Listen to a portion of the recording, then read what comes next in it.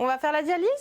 Ça va? 11 h du matin, pour cette patiente, c'est le moment de recevoir une nouvelle poche pour sa dialyse. Un traitement effectué normalement à domicile, à condition d'en avoir un. Pour une vingtaine de minutes, d'accord? Au lit d'accueil médicalisé de Montceau-les-Mines, tous les résidents sont sans domicile fixe.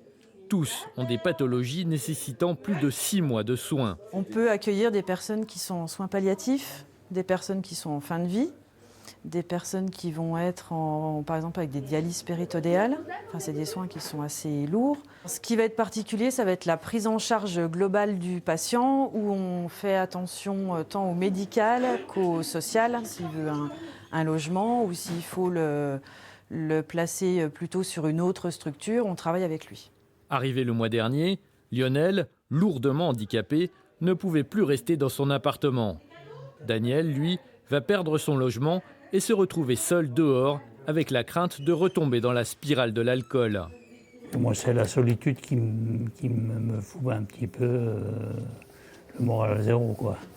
Les soignants sont très bien, on l'écoute. Voilà. Ça me convient très bien.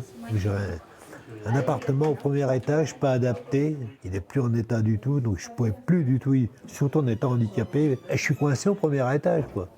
Donc c'est un peu juste pour avoir une existence à peu près correcte, quoi.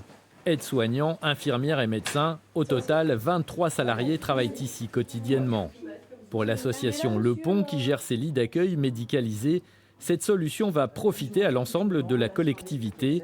Sans cette structure, les résidents seraient accueillis dans d'autres établissements de soins avec un coût plus élevé.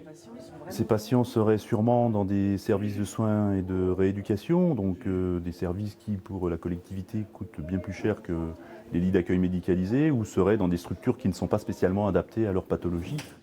Coût total du fonctionnement, 1,4 million d'euros par an. L'intégralité est financée par l'Agence régionale de santé. Dès l'année prochaine, 20 personnes originaires de la région vont être hébergées dans cet établissement unique en Bourgogne-Franche-Comté.